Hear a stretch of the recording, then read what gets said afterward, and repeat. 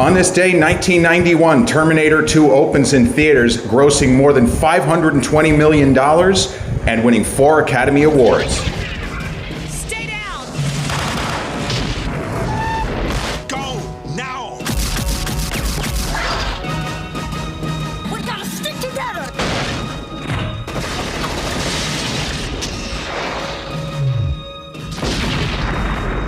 Arnold Schwarzenegger. Terminator 2, Judgment Day. This time, he's back. For good. Trust me.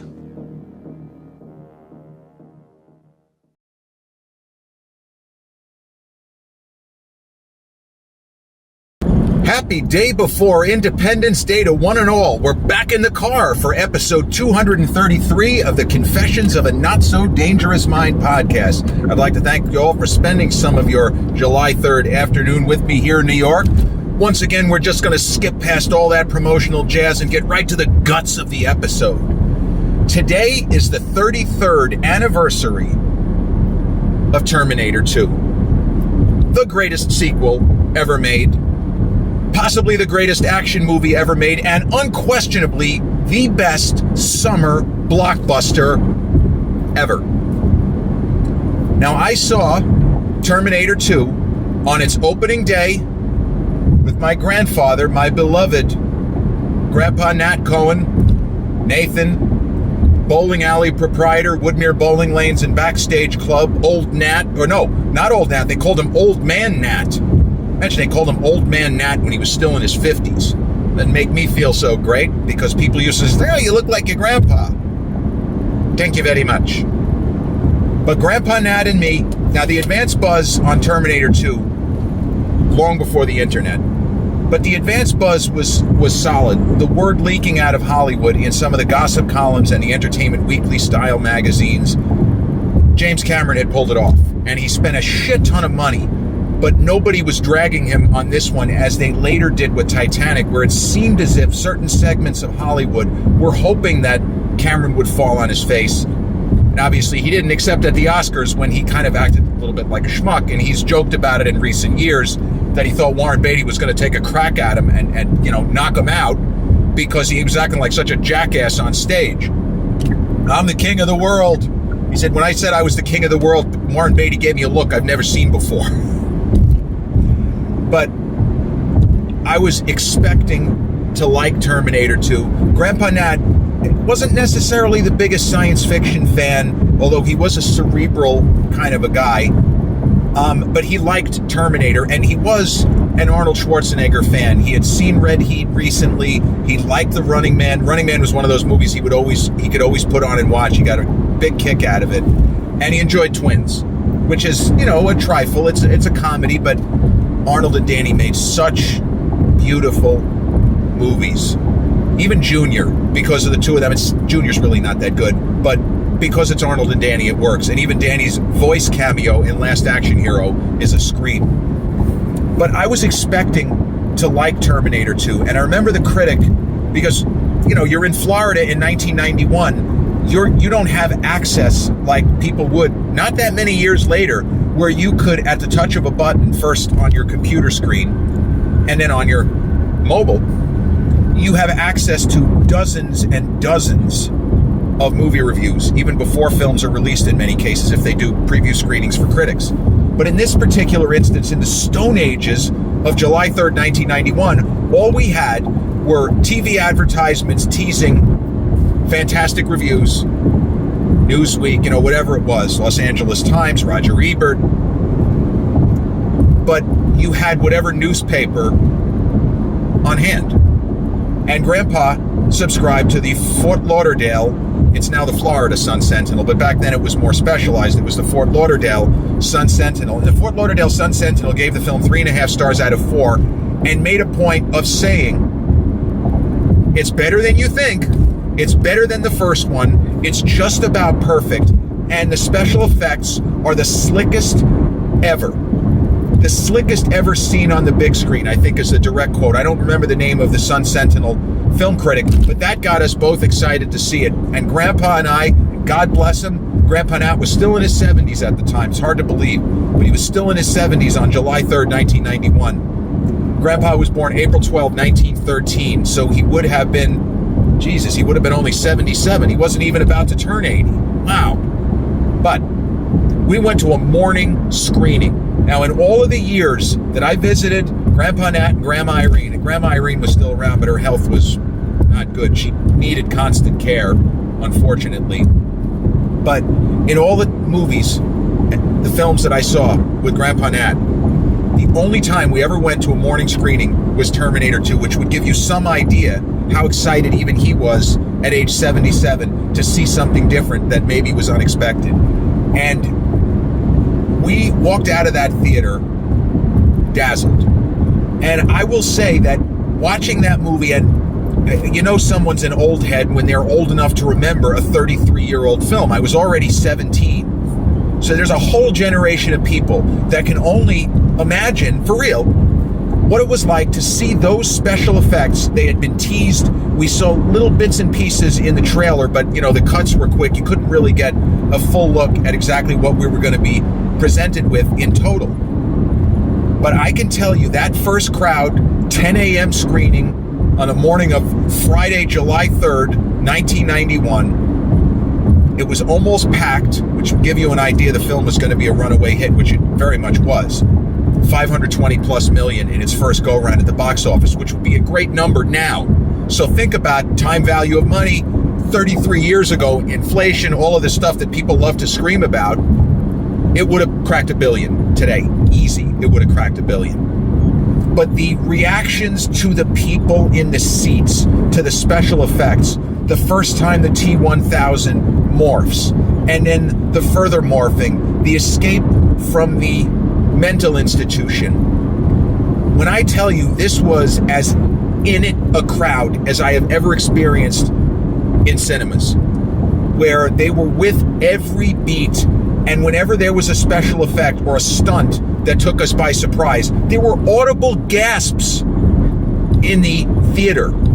Don't get that very often, but it shows that the film still plays now, and the special effects don't really look that dated, which is a tribute to what Digital Domain, and I feel like Industrial Light and Magic may have had a hand in it. I'm not sure about that, because I know that Cameron's company did the bulk of it. But you see, if it's just cool special effects, it's not enough. But James Cameron crafted a fully fleshed out, essentially a horror story, a cautionary tale.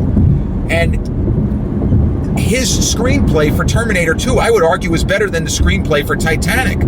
Titanic is a movie that I absolutely adore. But if you're asking me to rank James Cameron films, I don't know that I mean, maybe I have Titanic fifth. I think I would put True Lies above Titanic. For rewatchability factor, I've seen True Lies at least 10 times. It's one of those films that can play. Titanic, a little slow going for 3 hours plus. Great scenes, great moments, but a lot of the dialogue is kind of on the nose and wink, wink, nudge, nudging 1997, as opposed to keeping it real.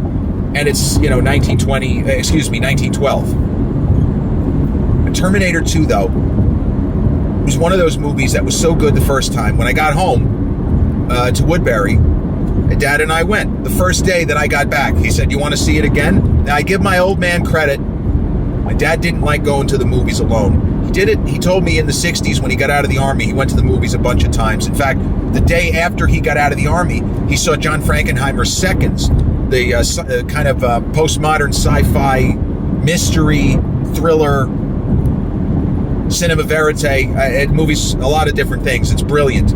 But he saw that the day after he got home from the Army, and I believe he saw it by himself. But he didn't do that. So, I mean, I could sort of pat him on the back and say, wow, it was nice of my dad to wait for me to get home. But even though he knew I saw it, I told him how much I loved it, and he knew I'd want to see it again. He wanted to have the experience with me. It's the same with 7 years later, The Truman Show, which came out the first week of June of 1998. I couldn't wait. I saw the first screening at the Shore 8 in Huntington on June 5th, the day it opened, and then Dad and I went to see it the next day. I saw The Truman Show 3 times in its first 4 days. It's the only movie that I've ever done anything like that for. That's how That's how deeply that movie got me. So Terminator 2, I saw twice in theaters, and then when it hit VHS, rented it, and then when it hit pay-per-view, taped it off the TV. Just, again, the normal Generation X, the standard play. You tape the movie that you think you're going to rewatch 30 times, and then you just rewatch it 30 times. You know, you're not breaking any rules. But there are so many great elements in Terminator 2. And essentially, if you want to look at it from kind of a distance and have the, what time does, because the original Terminator is now a movie that is 40 years old. It's kind of hard to believe. But you look at how young Arnold is in that film. Arnold, his career path is unlike anyone else who's ever worked in a field where they could be a public figure. Because Arnold Schwarzenegger was 7-time Mr. Olympia. And his last Mr. Olympia in his initial run, he was still in his 20s. So he won 6. And when he won his last Mr. Olympia, which they're still arguing about, 1980 in Australia, Arnold was 33, 34 years old. He was still a very young man. And so when he made the first Terminator, the guy was still in his 30s. But for people who knew him from the bodybuilding, he had been in the public eye seemingly forever. He'd been in the public eye for more than 15 years. He came to America 65, 66. He started winning bodybuilding competitions not long after that. So for a certain segment of people who didn't just know him from movies, he's a guy who'd already been around 15 years when the first Terminator came out. When the first Conan and Conan the Destroyer and Red Sonja and Raw Deal, he'd already been around. He just, for people who only knew him, oh, it's just this big guy. I guess he was a bodybuilder and he's got a funny accent. Completely different. But the original Terminator, as good as it is, they didn't have the budget. And there are things that James Cameron probably would have liked to do that he couldn't really achieve because they didn't have the confidence in the production, because it was a smaller budget. And in Terminator 2, the film is more or less a remake where Arnold's T-800 is playing the Kyle Reese role, and the role of Arnold, the indestructible, seemingly T-800 from the first film, that's the T-1000. So the films, the beats are very similar. Law enforcement, the way they're handled, but Terminator 2 has more heart and a more unifying message, and you don't like getting preached to, especially in a fucking action film. But the way that Terminator 2 gets its points across, that it can engender so much emotion for a robot, for Arnold's T-800, who is basically, it's the same exact model as the one-man or one-robot wrecking crew from the original. But because he has been reprogrammed and tilted a different way, he is a protector, and he is somebody who literally will die so that John Connor might live. And the ideas in this film that you can even teach a fucking robot, you can teach an unthinking automation to respect and value human life. And there is a version of that movie, of Terminator 2, where it would be preachy. Because I remember, for example, when Avatar came out, and a little less than 2 decades after Terminator 2, there were people, I remember going to Bev's gym, and a number of people, they were debating whether or not it was too preachy, arguing in favor of green energy in the context of a sci-fi action movie, all of this kind of stuff, guys yelling back and forth. I mean, I got a kick out of that. I hadn't seen the movie, so I was able to not get involved in any movie-related screaming matches. But Terminator 2, the humanity of it, and the idea, and the way that Arnold, who, as we know, by his own admission, he's a bodybuilder first.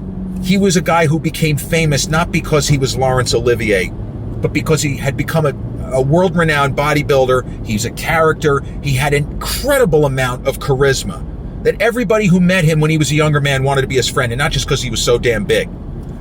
But in Terminator 2, Arnold is deployed so beautifully because without him having to emote, because Arnold could not be John Travolta pretending to be Nicolas Cage, even though Arnold and Michael Douglas, the first iteration of Face Off, and Michael Douglas ended up being the point man on that production, for those of you who don't know.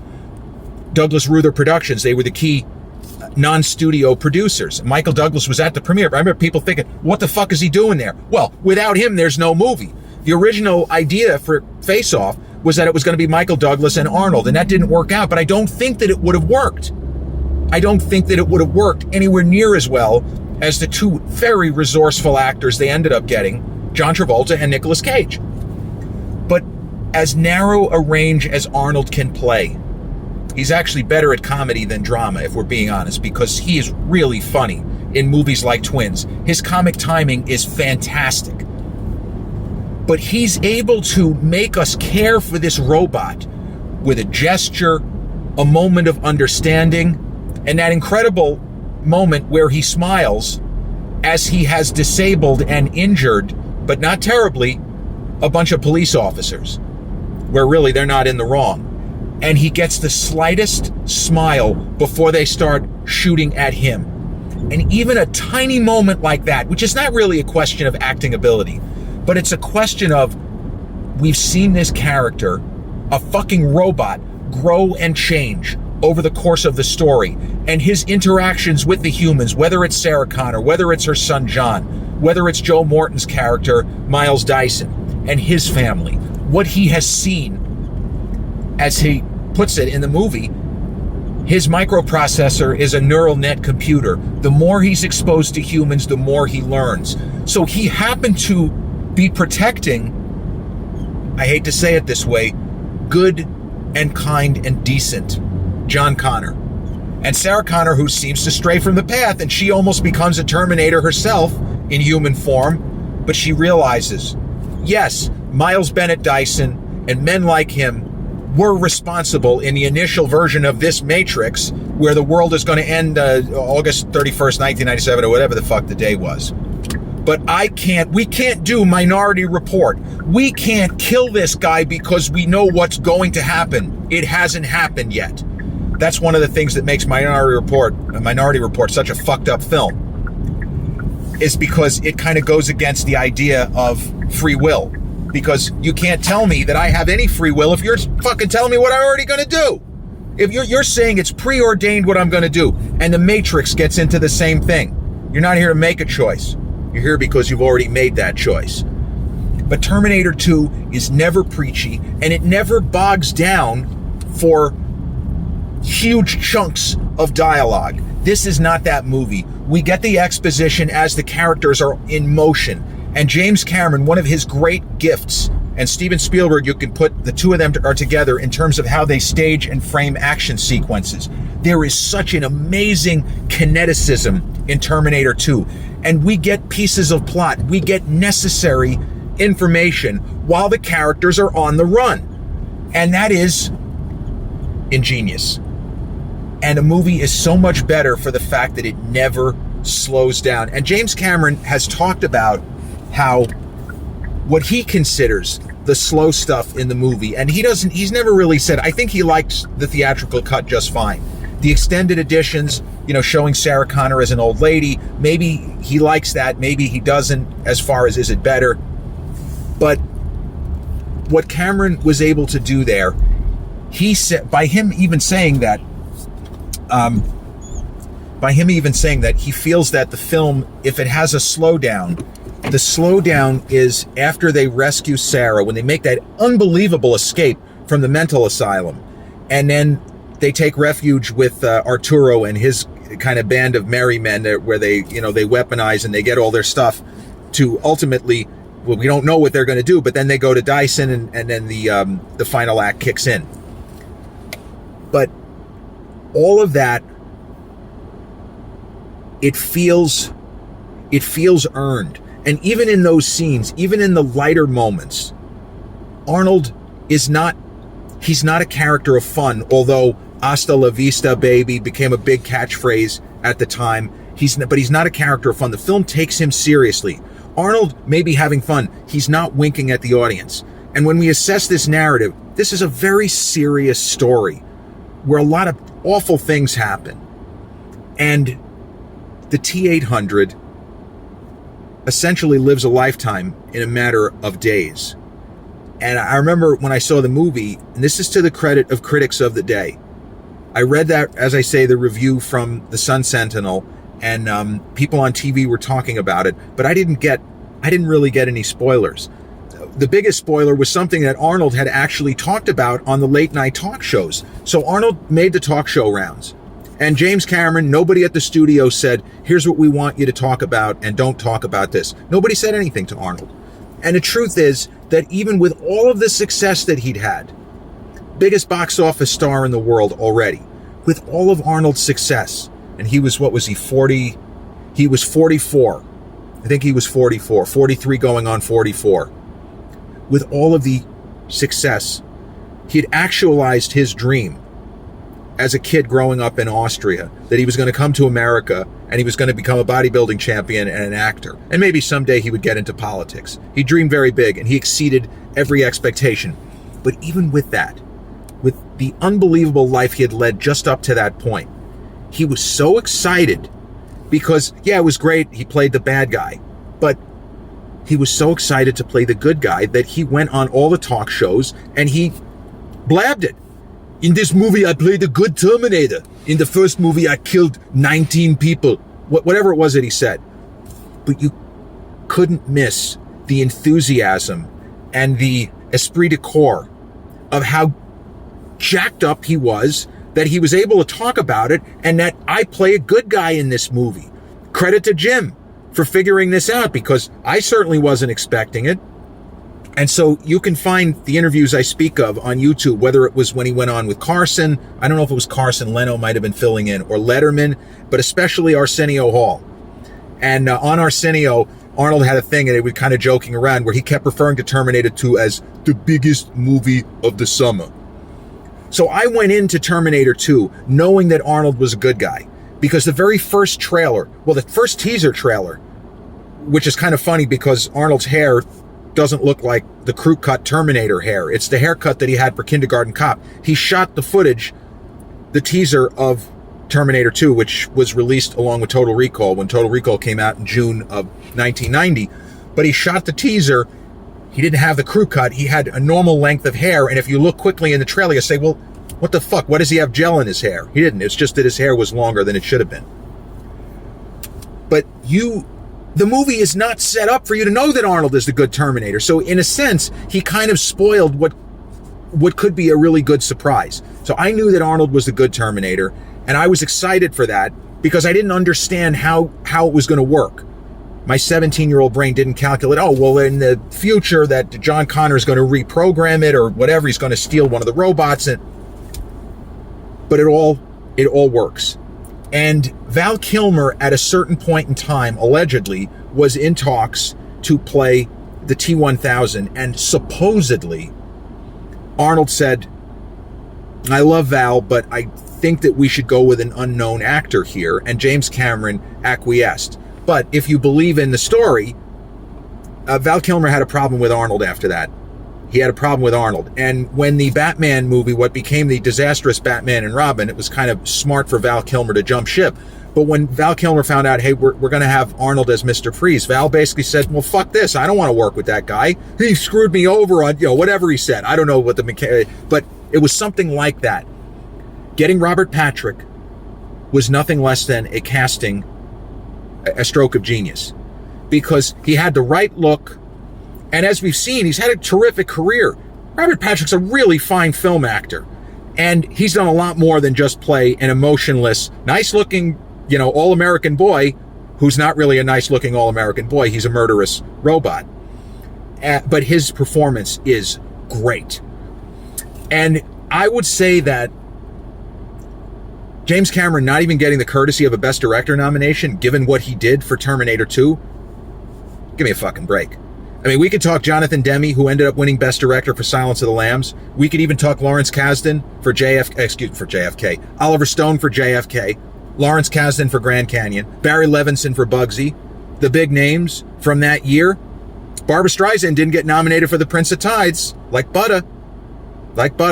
Good movie. I don't think she should have been nominated. I'm sorry. Barbara's great, but The fact that James Cameron did not get nominated for director is an outrage. The fact that Terminator 2 was not nominated for Best Picture is also an outrage.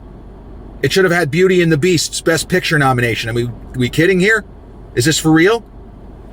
A Terminator 2 ended up winning 4 Academy Awards, not surprisingly in the technical categories. Linda Hamilton could have been nominated for Best Actress. And honestly, you could have got Joe Morton in there, Best Supporting Actor, and a lot of people said the same kind of thing in 1997 when Titanic got, a million Oscar nominations, and a lot of people still said, well, Leo didn't get one. Okay. But where's Victor Garber? Victor Garber as the shipbuilder, Andrews. If that's not a great supporting performance, I don't know what is. And realistically, either Robert Patrick or Joe Morton would not have been out of place. Best Supporting Actor nominations. We remember, for example, Harvey Keitel in Bugsy and Sir Ben Kingsley in Bugsy. Of those two, I think Ben Kingsley does better, but it's neither here nor there. But the point is, as much critical acclaim as Terminator 2 got, and as much as it has even grown in estimation as the years have gone by, which is good, the film was still underappreciated. It was every bit Oscar level. And Sigourney Weaver in James Cameron's arguable masterpiece, Aliens, the director's cut, the full, 2 hour, 40+ minute version, Sigourney did get a Best Actress nomination. And gotta be honest with you, Marlee Matlin, love her, she's awesome, Children of a Lesser God. Sigourney's performance as Ellen Ripley in Aliens is next level stuff. That's who should have won the Oscar. We sort of look down on comedies sometimes, and we certainly look down on action films. I guess Terminator 2 was lucky to win the 4 Oscars that it won. But it is an incredible film. It is a movie that I can fire up anytime. I used to say, pop in the DVD, but you could fire it up on streaming. It was on Netflix for about 8 months. It's bounced around on the different streamers. But it is one of those special movies, and not just for Generation Xers, because there are people right now on YouTube, they're, movie reactors, seeing it for the first time. People in many cases much younger than myself, people maybe in their late 20s, early 30s, maybe even younger. And almost without exception, the movie reactors will say things before seeing the movie, like so many of my friends, my dad, my grandpa, whatever. They all tell me you have to see this. And usually they're smart. They watch the first Terminator, and in every single one that I've seen, they all like the original Terminator. And each person watching T2 for the first time has been blown away and is like, wow, this movie's this old and it's this good, and the effects work is still top notch, because so much of the effects work, mechanical production effects. The chase down the I forgot what it's called, where the truck crashes into the overpass, that whole chase. There's some special effects there, but that's a stuntman blasting up a truck. That's a stuntman on a motorcycle for anything but the close-ups of Arnold whipping the gun around and doing that weird twirl with the gun. There's so much in the movie that still plays, and the themes and the message never gets old. If a machine, a Terminator, can learn the value of human life, maybe we can too. And it's not preachy. It's on the fucking nose. It's pretty obvious 1 + 1 = 2 kind of stuff. How the hell did a murderous robot,